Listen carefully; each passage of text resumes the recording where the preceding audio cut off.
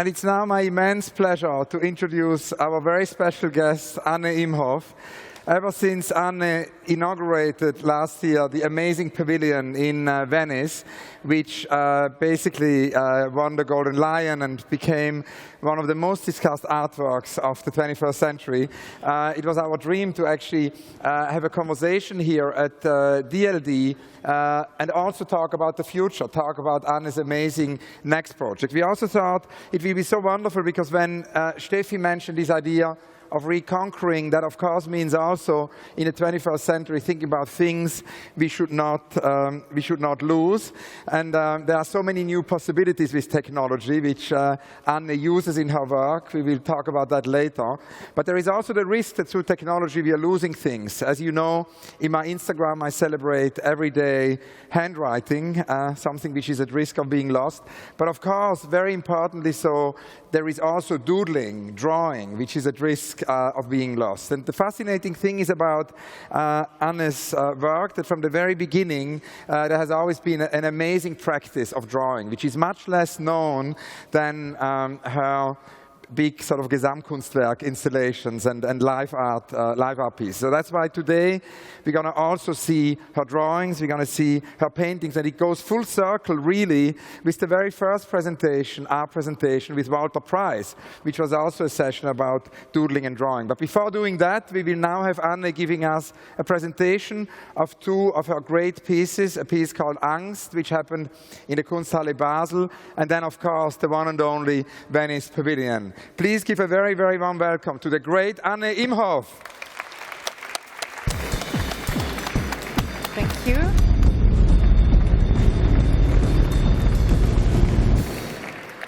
Thank you, everybody, and thanks, Steffi, for inviting me to this amazing conference here. Yes. Thanks, Hans Ulrich, to have these warm words. That's really appreciated, and I'm happy to see you all of you sitting still after 3 really amazing days of a lot of information and new things.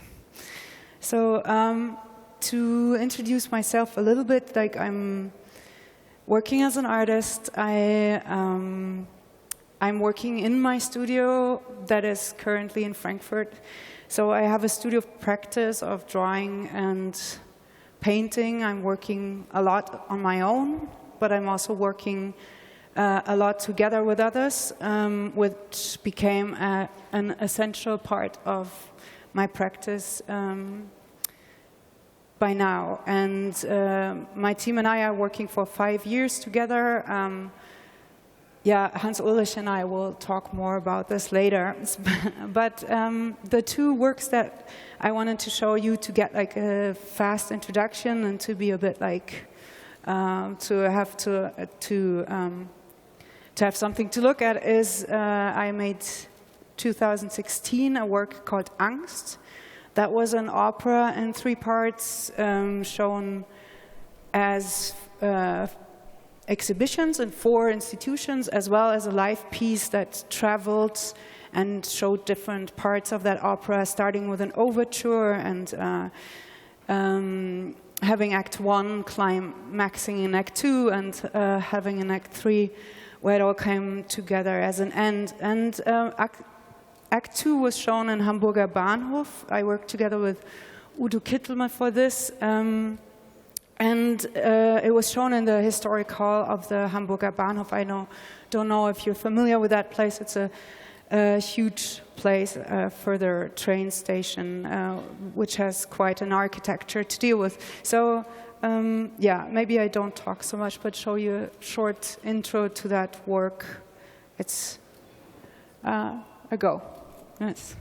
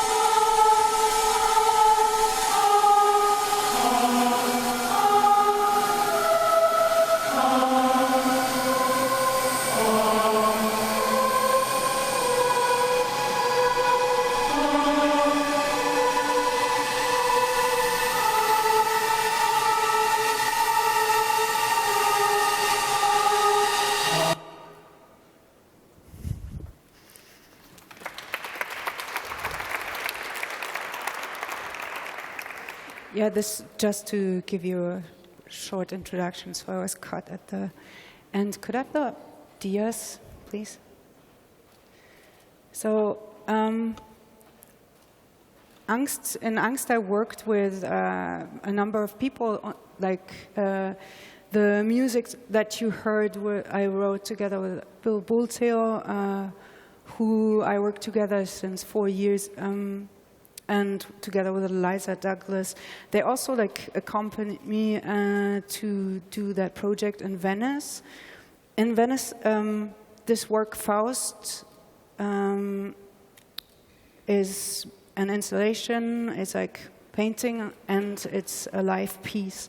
We did, during the whole duration of the exhibition, which was 7 months, there was a daily routine,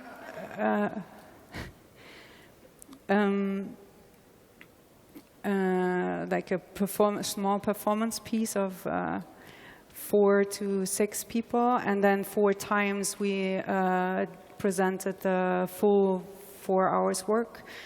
That was a live piece. And the other time you could see the exhibition as you see it now in the images. So I did build a glass floor in the German pavilion that was like on the height of 93 centimeters that felt like just the right height to get a little bit dizzy on it and have a diagonal view into the side rooms that were not covered with a floor.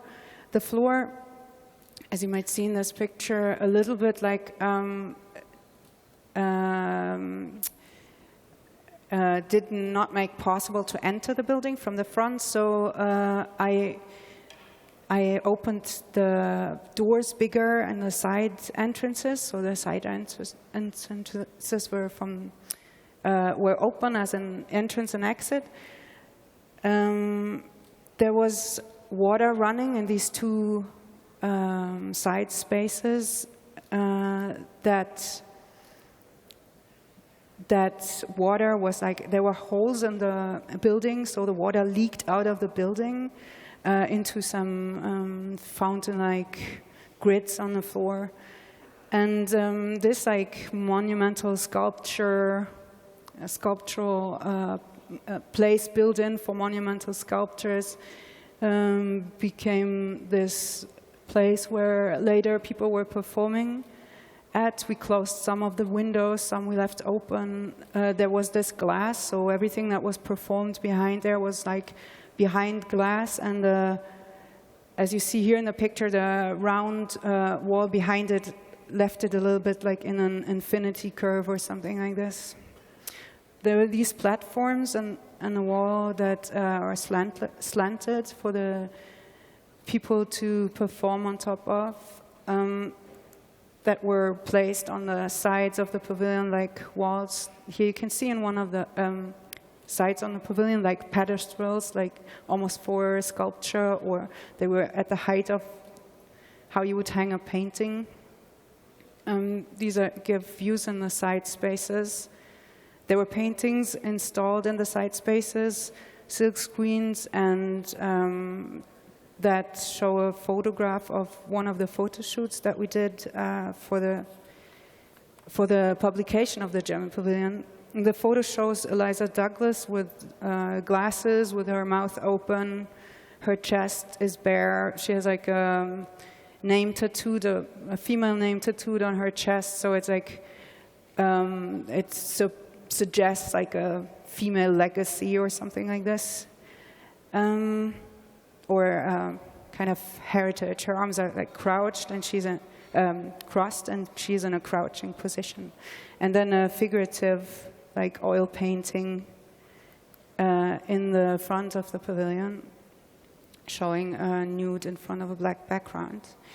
So I worked with this core group of people, and then with many, many others. So it was a collaborative work executed in there. Here are a few paintings. The audience became more and more during the live pieces part of the piece. I didn't expect that really, but it happened in a way.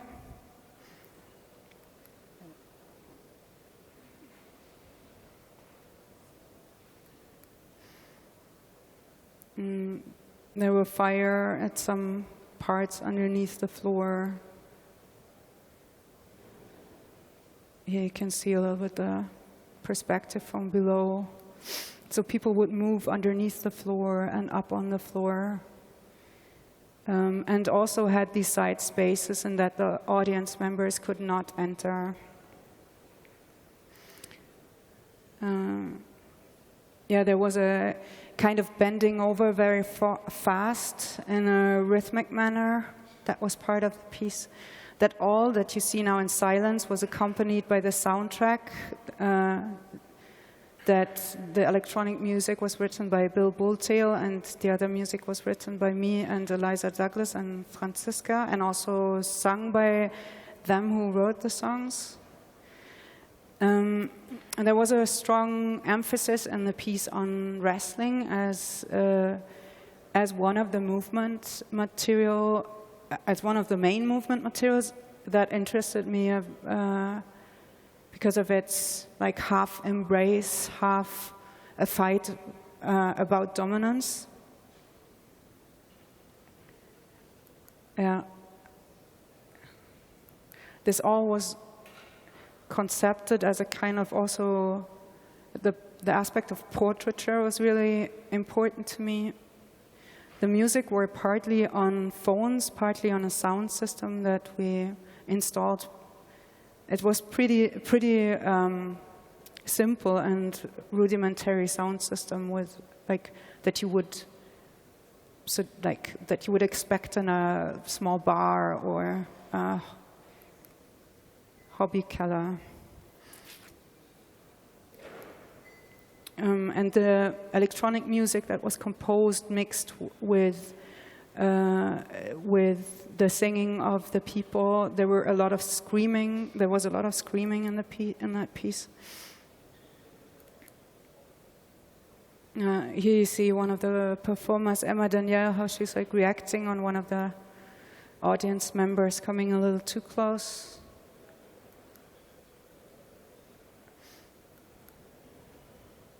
There are scenes from the piece. Here you can see the water running in one of the scenes.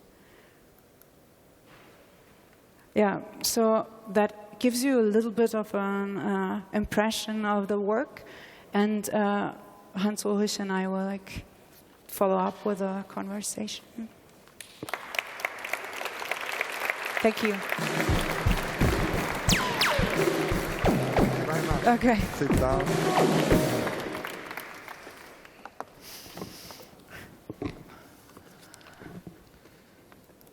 Anne, thank you so much. Another big round of applause for Anne Imhof.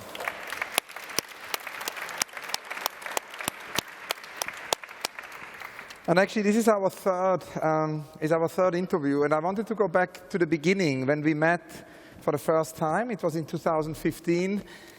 We met for coffee near the Hamburger Bahnhof, and you had just presented one of these chapters of the Angst project. And I was asking you about the beginnings, and the beginnings are, of course, in Frankfurt. They are connected to the Städelschule, the amazing Städelschule, which has been basically so unbelievable for many decades.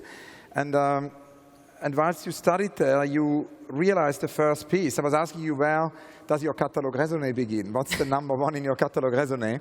And you mentioned a piece which is very surprising. It happens in the red light district in Frankfurt and involves boxing. So I wanted to ask you to maybe tell us about that.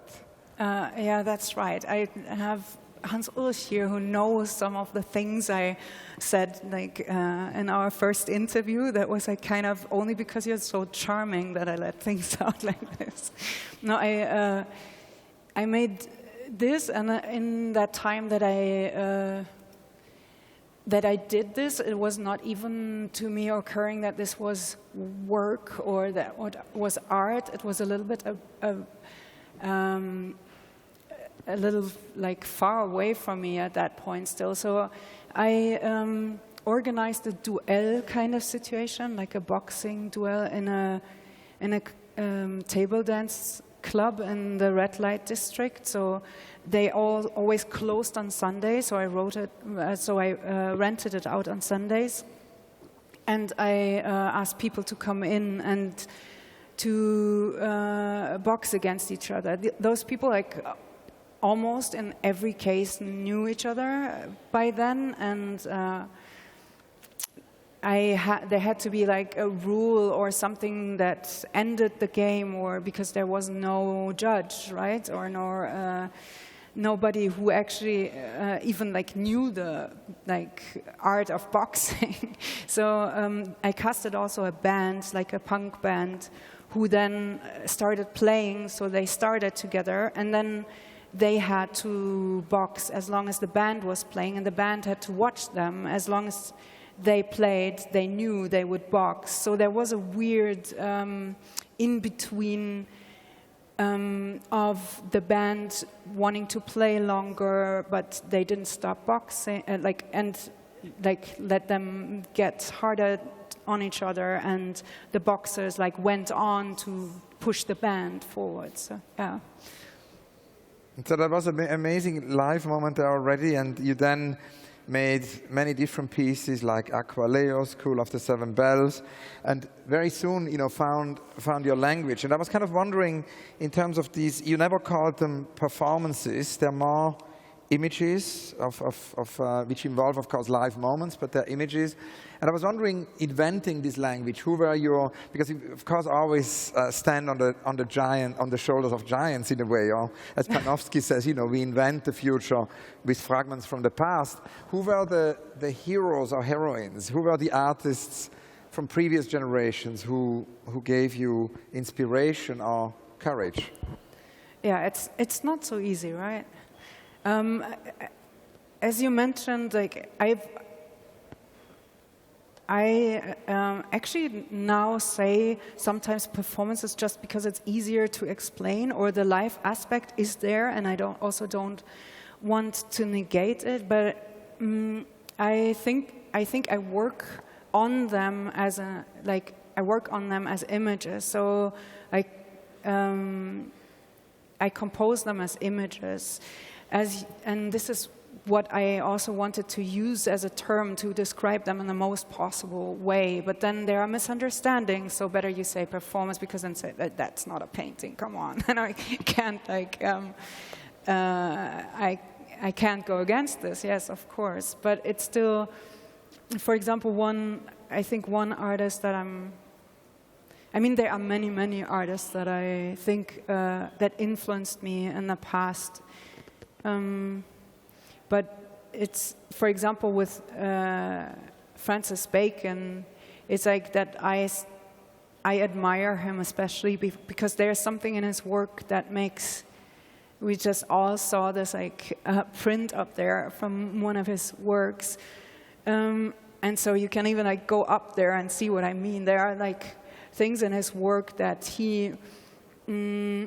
that I always admired him for, knowing that the in-between things is so important. There are lines that define very much an outer of his figures, and the figures are alone or together in the in-between the lines and are themselves. And the lines make, on the one hand, a separation, right? But they also make a connection to that inner, so they kind of touch the figures. And it's, for me, in a way, that Bacon transports something that that helped me see the performance, or I'm always also challenged, of course, by people that you admire, right? Because first of all, you see that and you think, no. And I think with Bacon, it was that I felt that where I felt always there is something about abstraction that interests me a lot in my work, and that I want to go to, that I want to be better in dealing with that, or that I want to get more open, and then on the other hand I want to have it more clear, right? And so I think in my work there are, for example, there are really layers of images, and in the life work, it's I have the layering in spatially, so there's a composition of figures, or there's a composition of how the steel comes together, how the round is coming from the architecture that the steel is in, and the glass, and then there's the reflection of the glass, and then there's the figures are the people that are in there. And in the moment where this is happening, lines are not blurry, or but when you have the time, that's another aspect that I have to deal with in terms of like layering. So this is a challenge. With Faust, maybe it was like the first time, like getting closer to it, because there were so many elements that I could also that could come in that process of art making. There was the photo shoot beforehand, the images that were created there. There were the paintings that I could put in the same space. So, yeah. And it's interesting that also in this first meeting we had, you mentioned Andy Warhol as another influence. I mean, Bacon, it's wonderful you speak about Bacon, because I was actually thinking a lot about Bacon when I was in Venice, spending time in the pavilion. There are many Bacon moments. But I wanted to ask you to tell us about Andy Warhol. And of course, there is also something of the factory in this idea of this amazing group of people you've been gathering around your work, with your work, of artists, of performers, of dancers, of choreographers. So maybe it's interesting to talk about Warhol, but also to talk about how in the last 5 years, really, with Angst and then with Venice, it's an amazing group, and you basically bring together this virtuosity. Yeah, they became like kind of stars, right? And it's a bit but angry. No, but I wouldn't say that is that in every aspect is like is similar. So it's like Andy Warhol made like kind of these people or called them his superstars, right? Or but there was with Andy Warhol and the people he worked with, for sure, also a very strong like influence on each other, a very strong admiration, and I think that's what is there too. That we met each other in Frankfurt. Most of the people of the core team I'm working with is about 5 people, and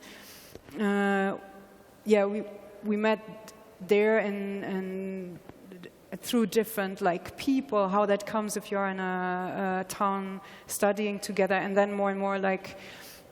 Frequently work together on the School of the Seven Bells, my graduation piece. That was the first piece that we worked together on. And there's Bill Bultil, for example, who I did in the beginning a lot of I talked with him, right? It was not like, okay, now you do this, now I do this. We just like talked a lot, and we decided on some things together and put it away, and like we also did fight a lot. But he made a lot of the music for the pieces back like since then, and then we wrote more and more of them together. And Franziska Eigner, who is like an amazing artist and also philosopher, she's doing her PhD right now in London.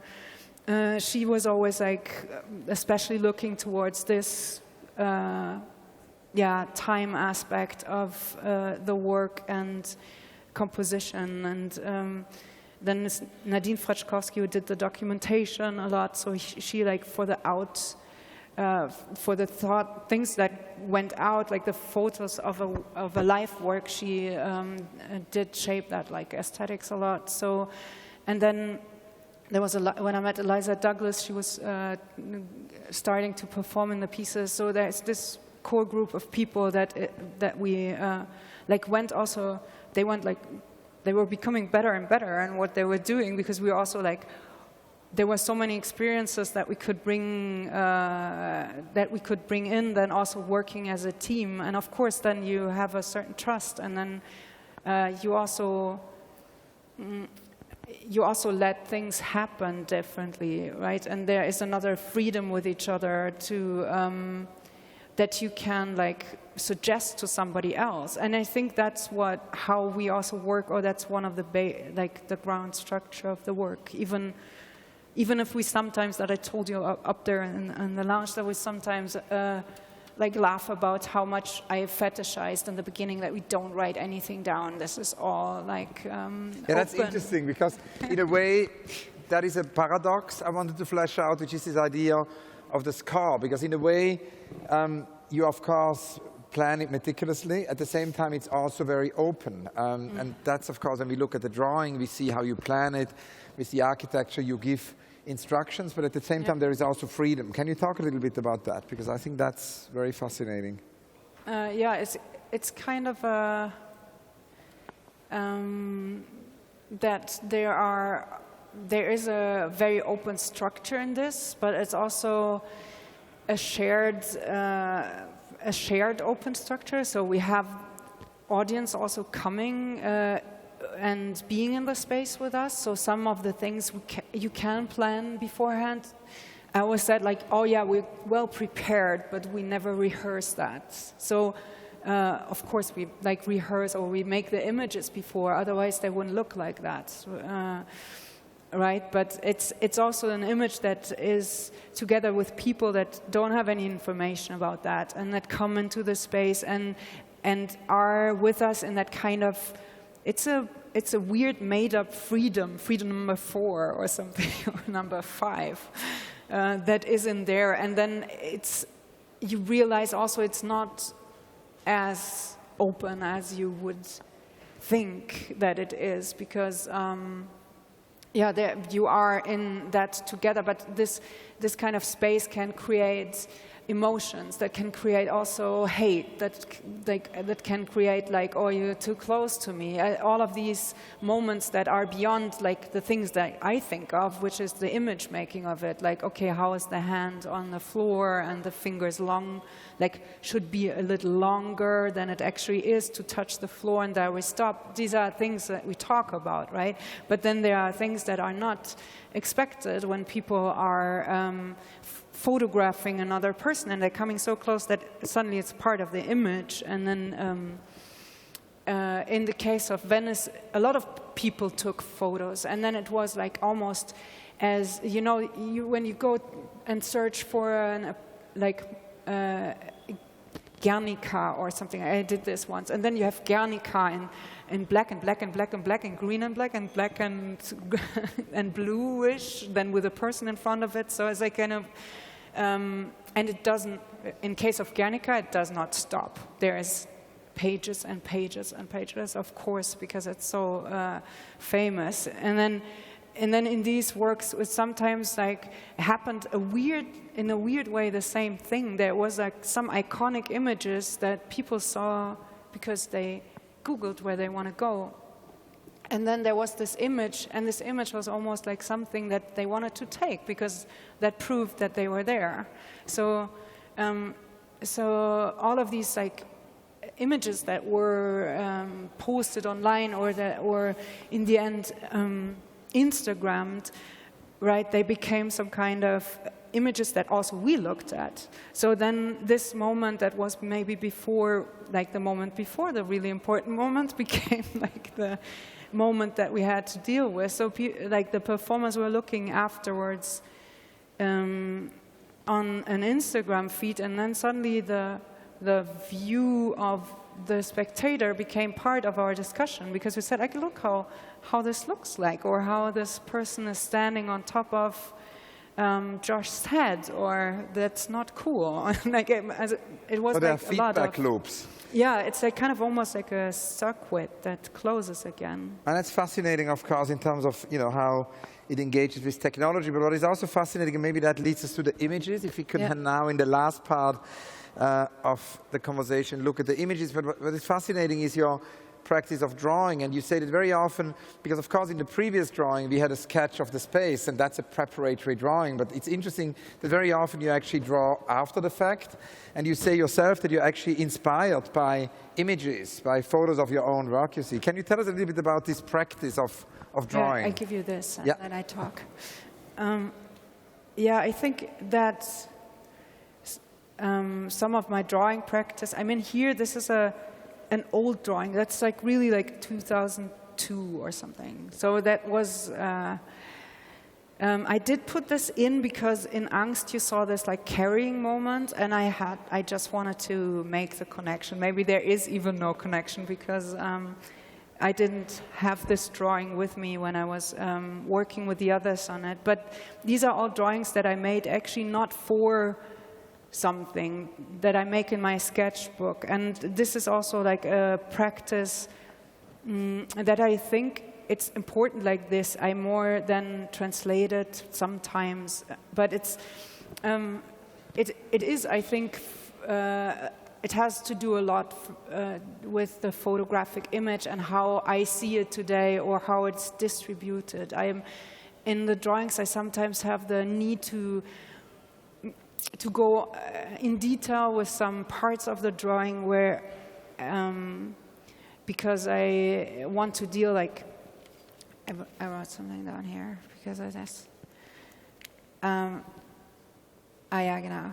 Okay, so it's this I wanted to tell you. There's sometimes like that I look at a photograph, but in maybe 99 of 100 cases I would put this away again, but this image is still there, and I draw it from memory, or I draw something and draw it in a scenery where that I would expect to be around this image, and then I go into detail on some parts because I want to insist on some like virtuosity or something like this. But then it's also about like making the other part of the drawing more vague, right? To leave space there, and sometimes so you can sometimes see a figuration or a figure that holds a hand in a certain way. And I'm sure I saw this like on a photograph because they kind of stick a little longer. But right now, when you have your phone and all of these, like I work also with photographs, so I do photographs, and then this image flows so fast. It became so fast. It's very rapid. And then to deal with this, okay, where do I make it so that it looks more close to reality, and where do I like skip that part? And it's also like releasing, and it's almost like being compulsive and releasing it and being compulsive. Yeah. But this is a good way. With drawing, it's kind of, I can do this. With painting, I always like still have this apart from each other, I think. That's beautiful. Yeah, I mean, in a sketchbook, there are also like really fast sketches, right? And then, of course, painting, because it's interesting. In our second interview, which we did at the Serpentine Gallery in London, which was an evening in collaboration with Stormbracht, you, Susanne Pfeffer, nice. And I had a long conversation about the work. And there you actually said that you're foremost a painter. Because you have a studio practice, and of course there is installation, there is art, there is sculpture, there is sound. There are these Gesamtkunstwerk type of works, which are images with live moments, which are not performances.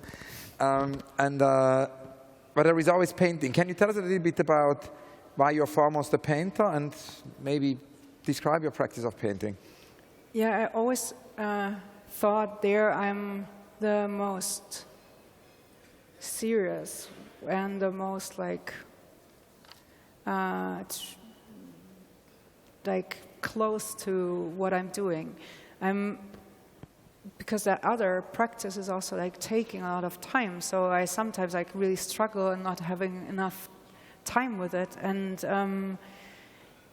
I have this like, but in painting there's something in there that is, for example, with the abstract parts of the painting and the more rendered parts of it, I kind of still keep it separate. So there's some kind of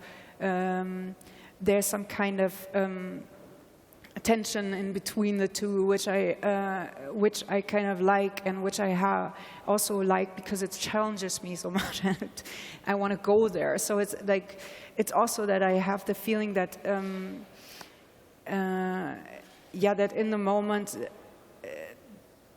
that I'm doing that practice, it's a lot about like deciding what to, like how to do it and how to give something, like what to give away and what to do. And this conversation I have with myself about composition, yeah, and I have it with myself in one room, which I also I think is really important. And there's so many, interpretations of the work, and of course the Venice piece, has been interpreted in so many different, from so many different angles. And when I ask you what binds it all together, the paintings, the drawings, these installations, you said that your main interest is to find out and to kind of investigate when the boundary is blurry. And that's, of course, something which also happens in the painting. And you also mentioned devotion. So I was wondering, it could be interesting, in terms of Steffi's theme of reconquering, reconquering devotion.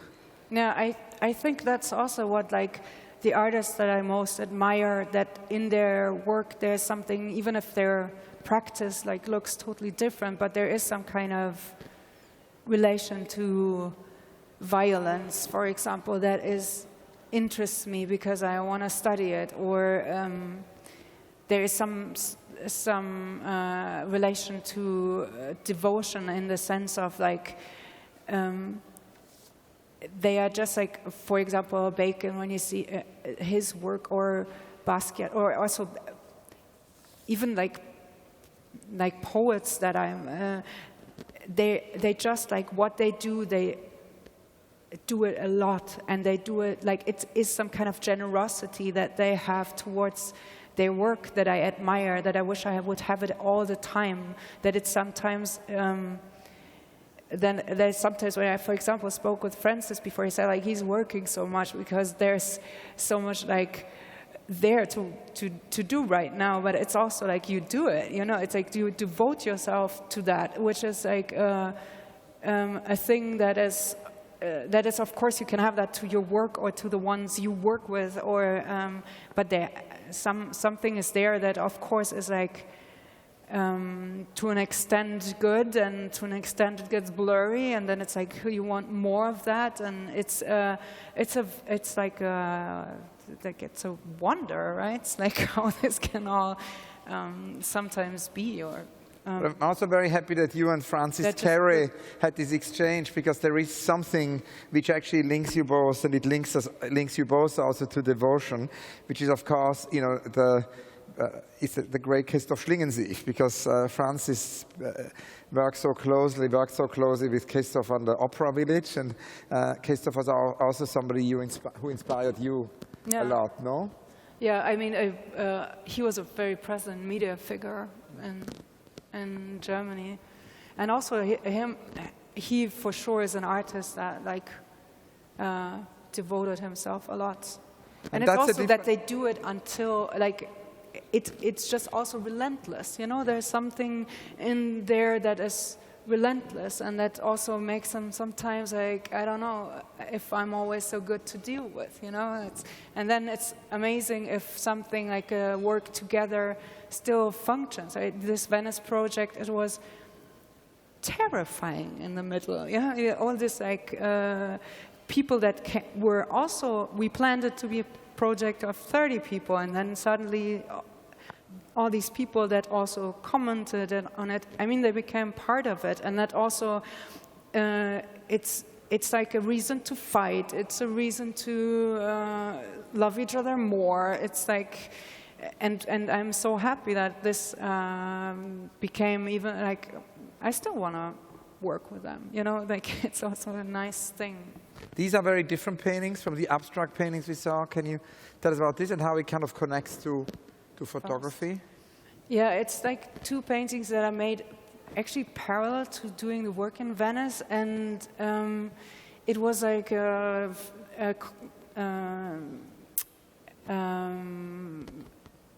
was a collage out of, like, one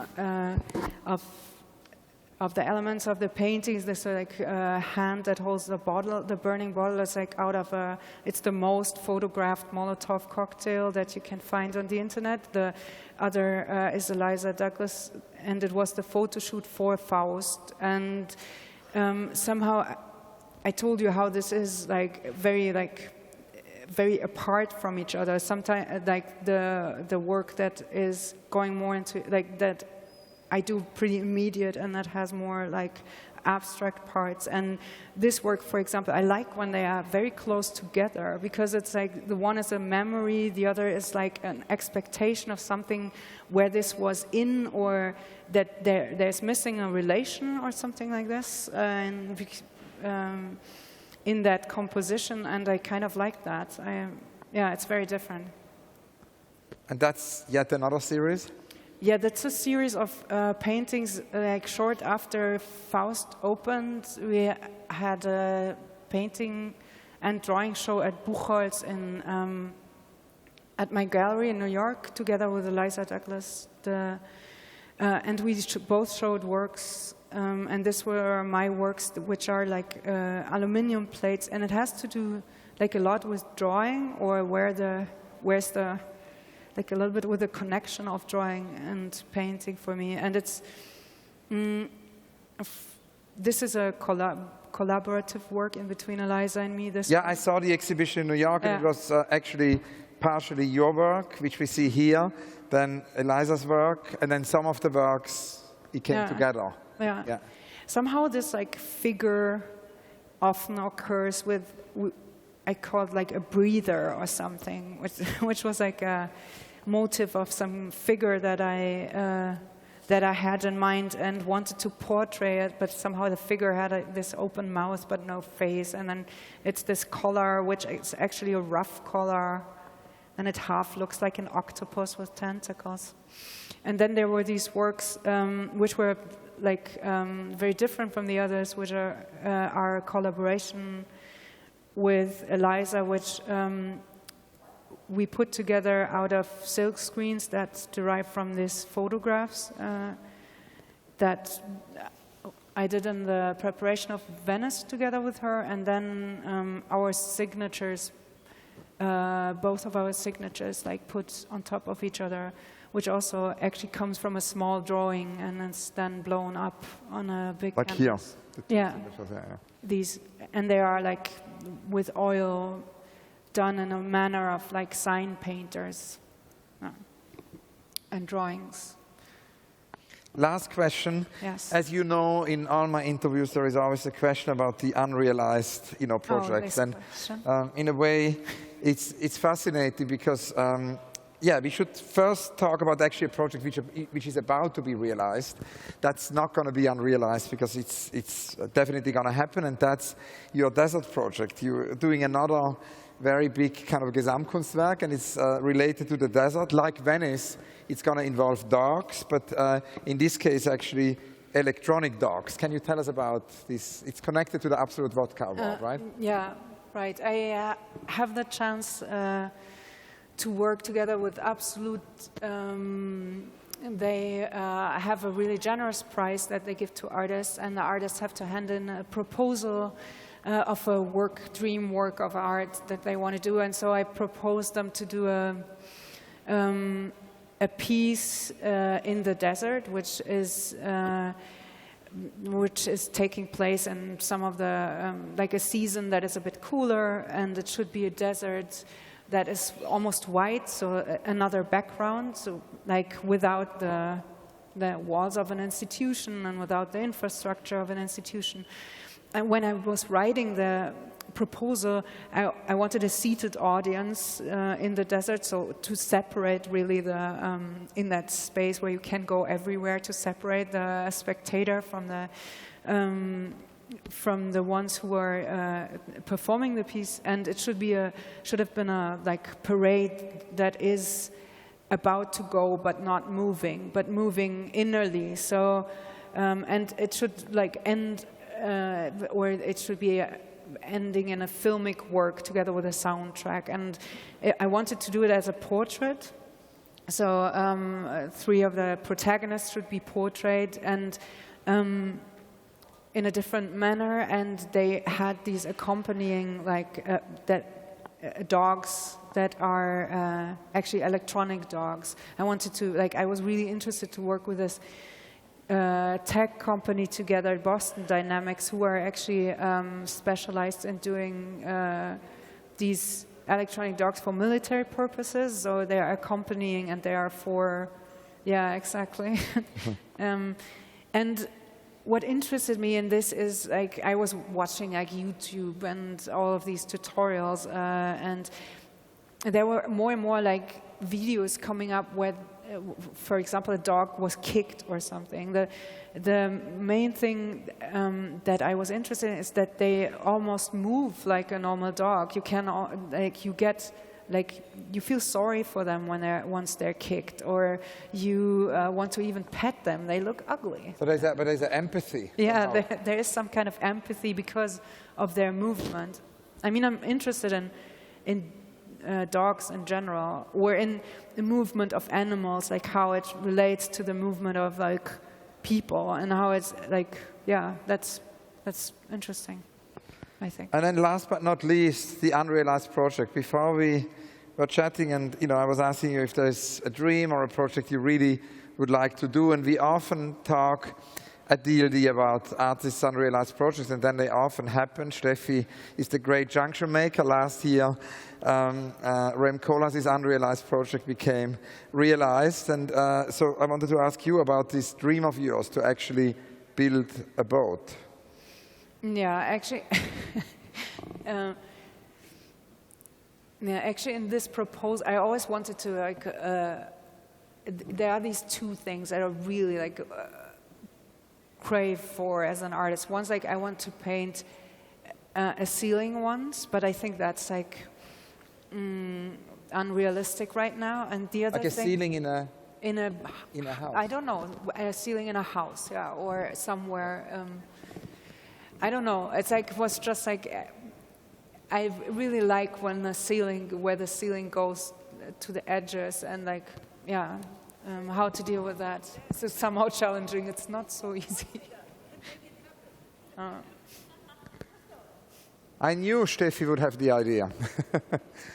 And also, if it's an existing ceiling or one that one can shape, that's also something that I really would like to work on. But then the boat was like a little bit of a backdoor that I put in my proposal, that I, once the work is finished, would like to travel on a boat to different cities that and have, like, use the boat as a museum basically, and bring it wherever rivers go, to these, like, the cities that have museums, and then we could, like, even like be accompanied by these dogs still, and like go to these cities and show the work, like, on the boat, or show something to people, or bring people from there to there, or like build more boats because it worked so well. There could not be a better conclusion. Anne, thank you so much. Thank you all.